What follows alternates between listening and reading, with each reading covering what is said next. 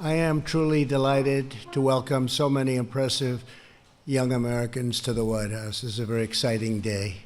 What we're doing is very important, and we're here to take historic action to defend American students and American values. They've been under siege.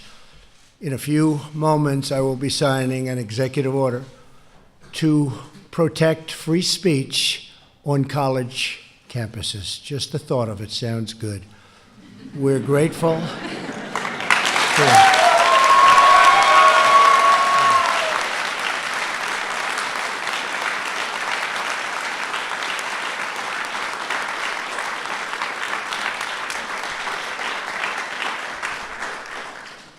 We're very grateful to be joined today by Secretary of Education, Betsy DeVos. Betsy, where are you, Betsy? Hi, Betsy. And Secretary of Health and Human Services, who's done a really great job. We have prescription drugs prices coming down, first time in 51 years. So, Alex Azar, thank you very much, Alex.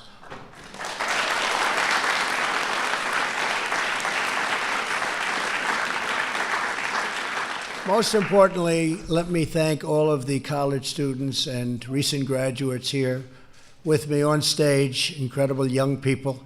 These courageous Americans have stood up for the forces of political indoctrinations, and they really stood up to it too, like very few people have been able to. Censorship and coercion. You refuse to be silenced by powerful institutions and closed-minded critics, of which there are many. You face down intimidation, pressure, and abuse. You did it because you love your country and you believe in truth, justice, and freedom. And I want to thank you all, everybody in the room, including a lot of folks in the audience, Charlie, a lot of folks. You've fought bravely for your rights, and now you have a president who is also fighting for you. I'm with you all the way, okay? All right?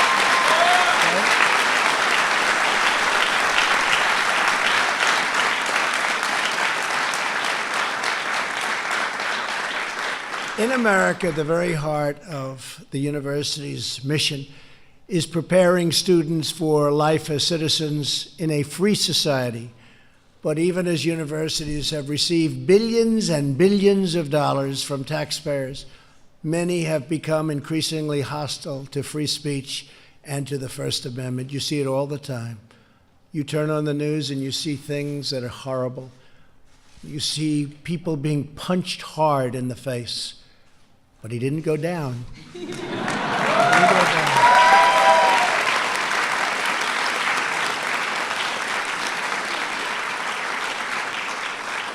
I said, you have a better chin than Muhammad Ali, and he had a better chin.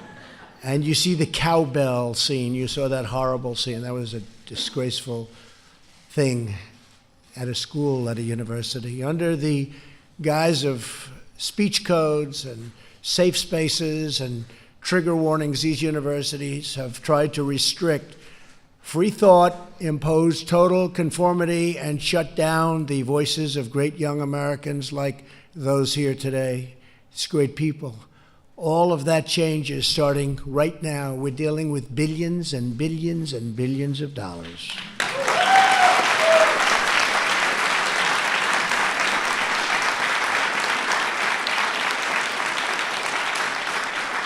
Taxpayer dollars should not subsidize anti-First Amendment institutions, and that's exactly what they are, anti-First Amendment. Universities that want taxpayer dollars should promote free speech, not silence free speech.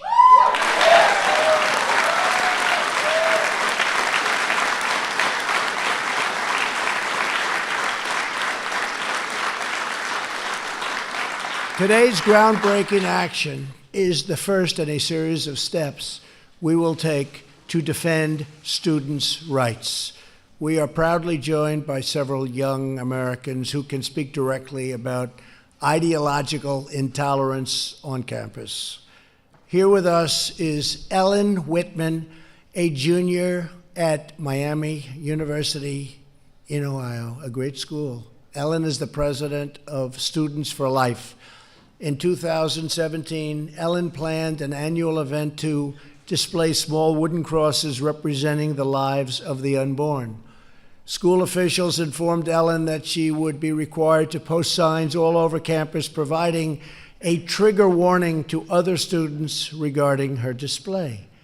Ellen, please come up, say a few words, tell us your story, please.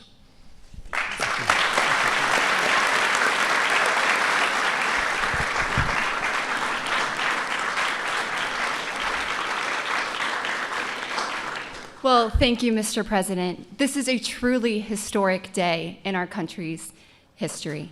And I am so grateful that we have a president who recognizes that the First Amendment is under attack on our college campuses. My story is so important because I have seen lives saved through my Students for Life efforts on campus. But I never imagined the hostility I would face when trying to express my beliefs. It's ridiculous that it's gotten to this point. Universities are supposed to be marketplaces of ideas. They should be encouraging free speech, not shutting it down. And speech is not free when university officials put conditions on student speech. The only permit we need to speak on campus is the First Amendment. Thank you, Mr. President.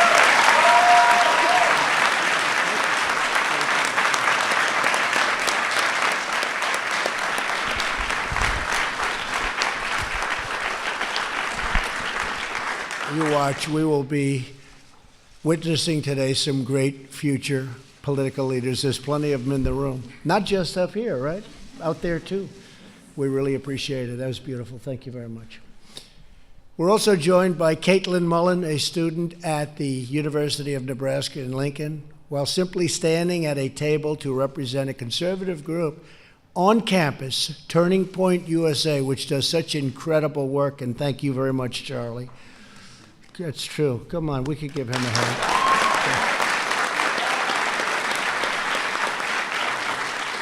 Thank you.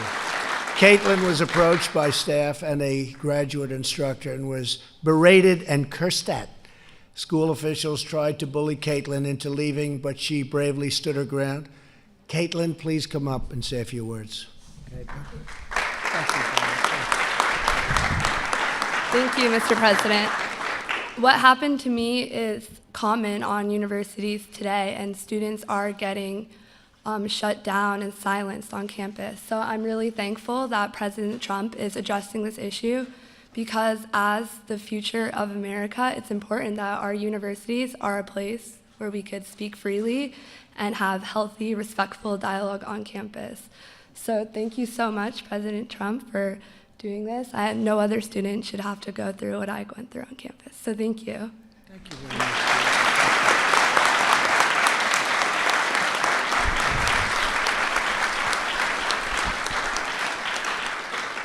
Thank you, Caitlin. Beautiful. And I have to say that, we have, in my opinion, we have more than they have. People don't realize that. You see what's going on. I just came back from Ohio. The streets were lined with people. I came back recently from Alabama, where they had that horrible tornado. It was terrible. But the people were lined, as far as the eye could see, lined up with people. And we're here. This is the White House. I'm the president. We're together.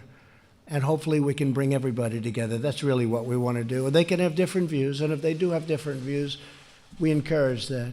But they have to let you speak. They have to let you speak. Also here with us today is Polly Olson, a student at Northeast Wisconsin Technical College. Last year, Polly was handing out homemade Valentine's Day cards with messages such as, "You are special and Jesus loves you."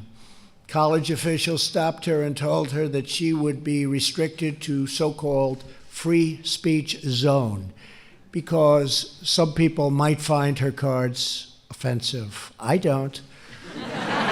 I love that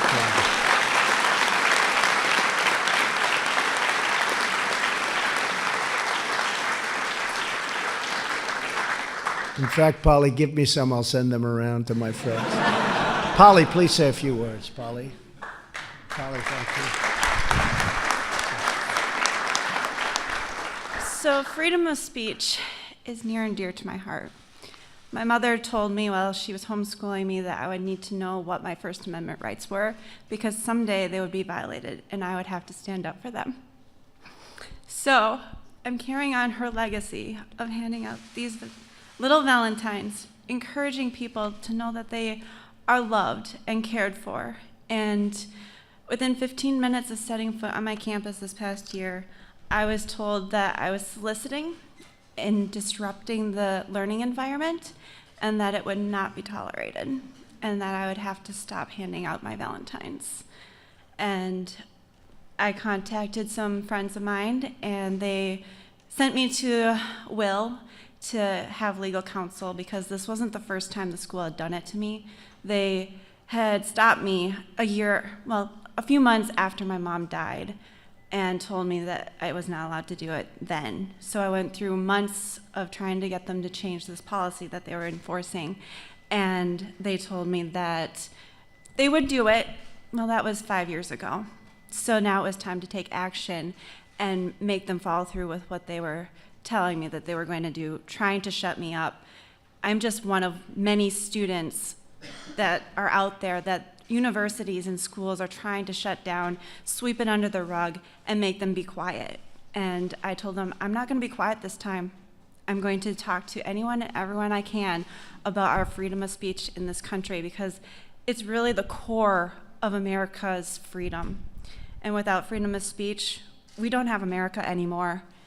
And so I challenge America to learn to love one another as Christ did on the cross for each one of us, and that speak your differences. It's okay. We are in a country of freedom. And really, that's what's important, is to embrace the diversity that we have here because that's what made America great in the first place. And we need to carry on that legacy of protecting our freedom of speech on campuses and in our workplaces. People at work should not be afraid to express their beliefs. It's our right, it's our freedom. Thank you.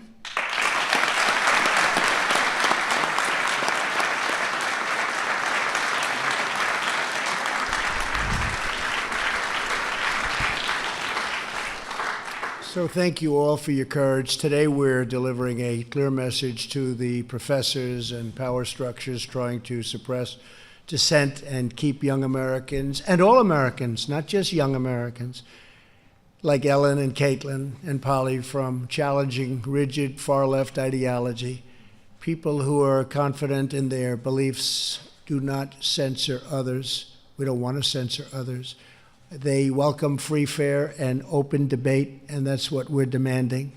Under the policy I am announcing today, federal agencies will use their authority under various grant-making programs to ensure that public universities cherish the First Amendment and First Amendment rights of their students, or risk losing billions and billions of dollars of federal taxpayer dollars.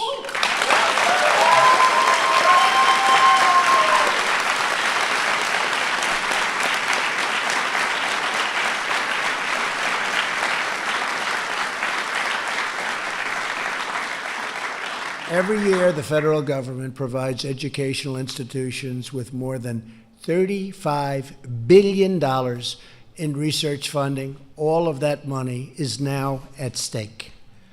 That's a lot of money. They are going to not have to like your views a lot, right? We will not stand idly by and allow public institutions to violate their students' constitutional rights. If a college or university doesn't allow you to speak, we will not give them money. It's very simple.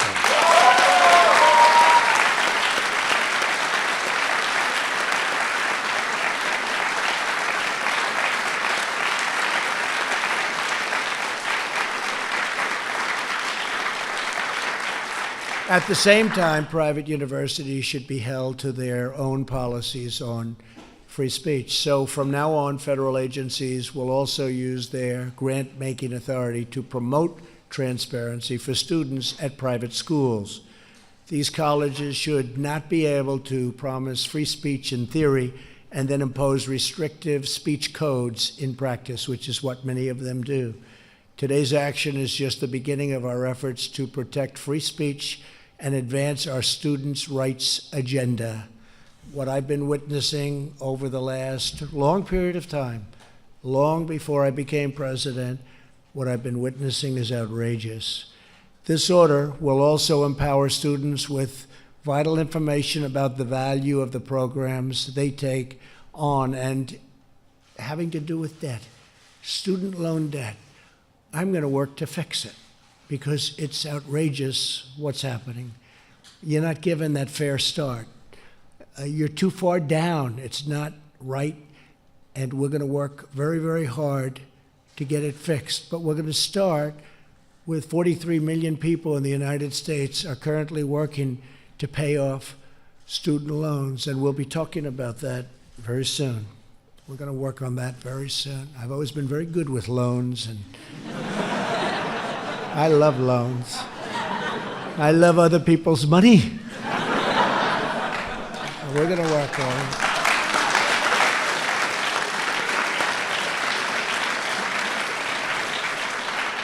Made a lot of money with those loans, and you're going to too. You're going to do something that's going to be fair and good, but we're going to work with you very closely.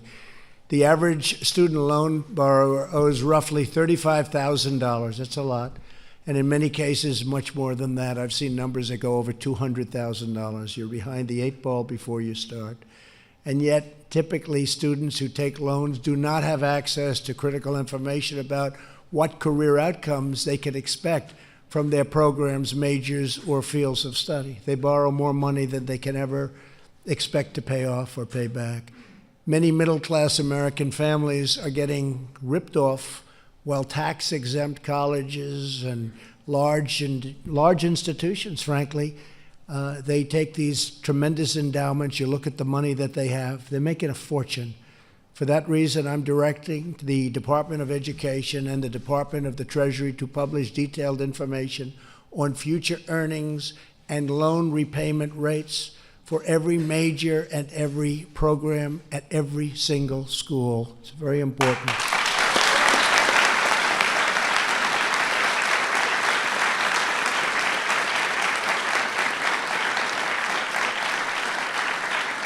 Today's order also directs the Department of Education to propose a plan that will require colleges and universities to have skin in the game by sharing a portion of the financial risk of the student loan debt. I believe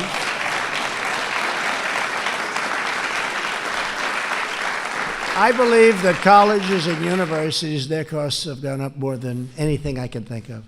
I've watched this. And you watch companies, and they'll keep it the same for years and years, and you watch these colleges and universities and certain institutions where it just goes right through the roof. And the reason, there's no incentive for them to watch costs. You see people at the heads of the institutions being paid a fortune. They don't care because the government loans the student the money. They pay the money to the college, and then the student graduates from college, maybe a very good college, but they graduate, or university, and they're stuck with $200,000 in loans that they won't be able to pay off for a long time. So we're going to make them have an incentive to keep their costs down. Right now, they have no incentive whatsoever. I watched this over a period of time. I figured it out very, very quickly. I'm good at that stuff, believe me. And I just see their numbers go up so rapidly because they just don't have the burden on them, and we're going to put burden on the institutions. We want them to get the best peaches, and the professors and the administrators and the heads, but the numbers are out of reality, and certainly they make it out of reality for students when you have to pay back those loans someday.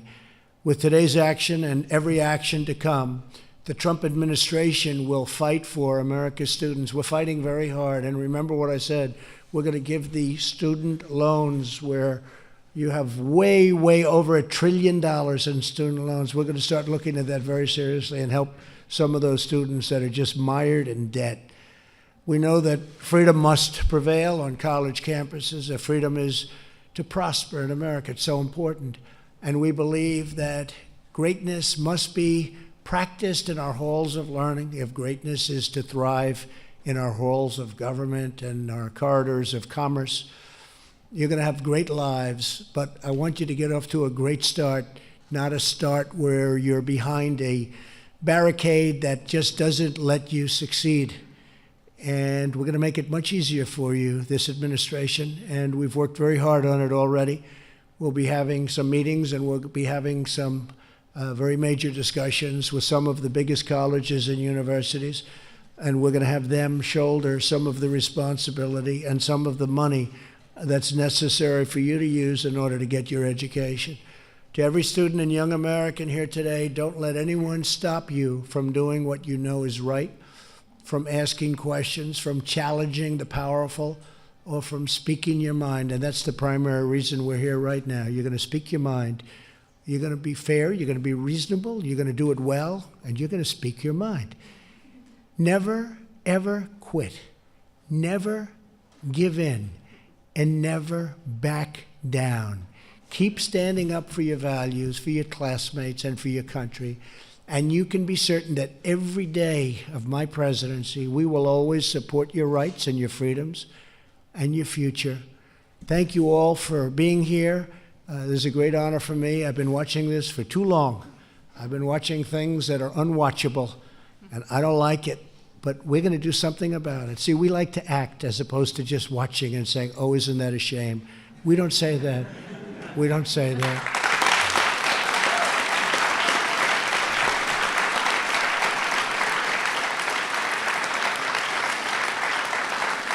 And I want to congratulate everybody for being here. You have just a tremendous future ahead of you, and this will make it a lot easier.